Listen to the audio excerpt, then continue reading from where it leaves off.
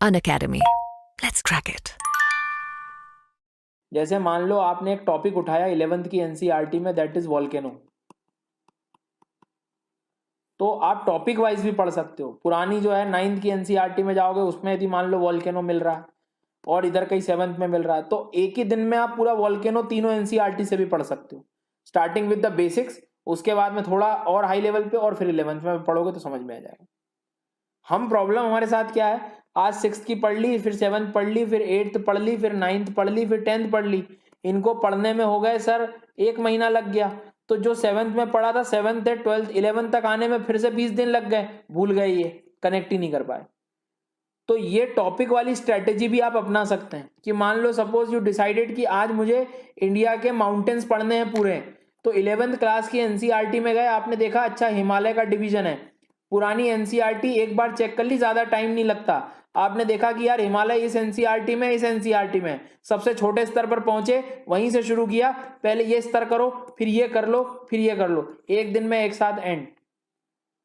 बार बार जो है उसी चीज को दोहराने से कोई सेंस नहीं है, ध्यान रखना।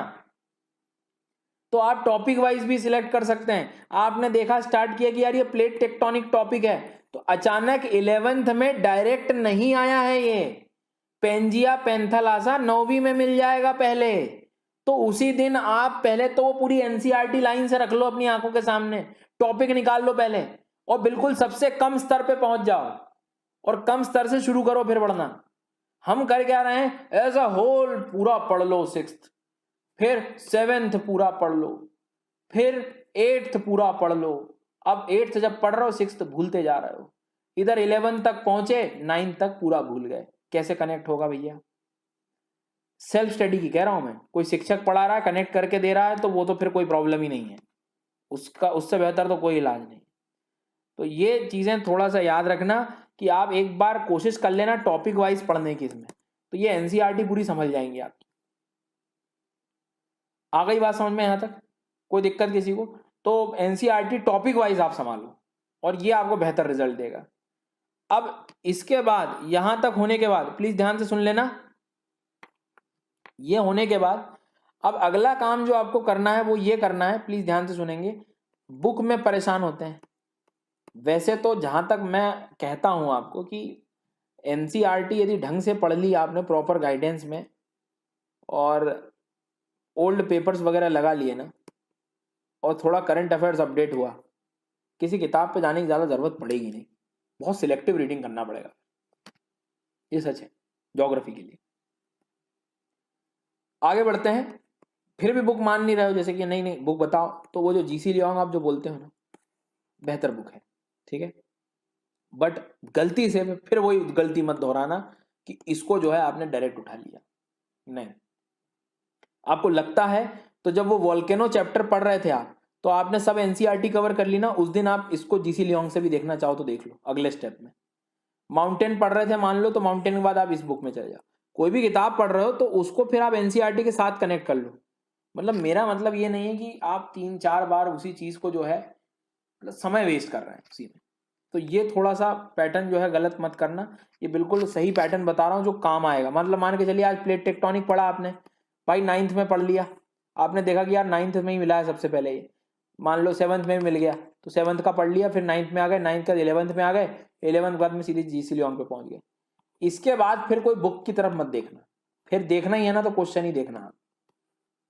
तो ऐसे आप हर सब्जेक्ट के लिए वैसे कर सकते हैं, थोड़ी मेहनत सिर्फ ढूंढने की है, बट उस छोटे से टाइम में ढूंढने में यदि मुझे लंबे समय तक चीजें याद रह रही हैं और जो टाइम जो है मेरा वो बच रहा है, तो कितनी बेहतर चीज है मेरे लिए। ये हो गई बात। अब बोले सर ऑप्शनल भी मुझे तो तैयार करना है, ऑप्शनल का क्या करूं मैं? देखो पहली चीज ये है कि आप जीएस पहले अपना स्ट्रांग कर लो। For what?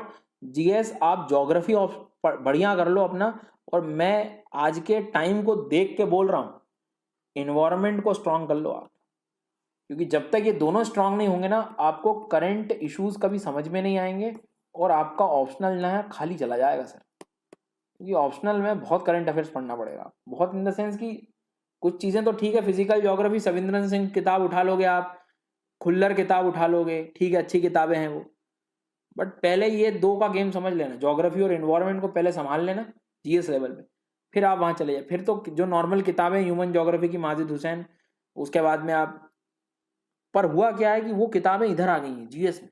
बोलते बोलते लोग बोले कि जीएस में भी पढ़ लो, कोई फायदा नहीं होगा, आप उसको ऑप्शनल तक ही रहने दो। Savinder Singh for the physical geography, Khullar आप इंडियन ज्योग्राफी के लिए पढ़ लो, ह्यूमन ज्योग्राफी के लिए माजिद हुसैन पढ़ सकते हैं, एक दीक्षित आती हैं जिनमें आप इकोनॉमिक ज्योग्राफी पढ़ सकते हो। तो 3-4 सब्जेक्ट आपके वहीं से मतलब टॉपिक कवर हो जाएंगे। बट जितना आप इन्वायरमेंट पढ़ लोगे तो थोड़ा करंट अफेयर सही आ जाएंगे। ज्योग्राफी एंड यू करके एक मैगजीन आती है, उसको थोड़ा सा डेली पढ़ो फॉर द ऑप्शनल्स, ठीक है। यहां तक कोई दिक्कत किसी को? तो आप लोग ये जो समस्या है ना सेल्फ स्टडी वाली, वो आप तोड़ सकते हो इन चीज़ों से, स्टेप बाय स्टेप लर्निंग से। कोई भी टॉपिक है ना उसको टॉपिक वाइज ऐसे डिवाइड कर लो।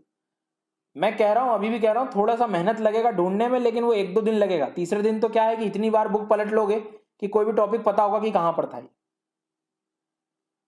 तो ये चीज़ आप थोड़ा सा ध्यान रखें।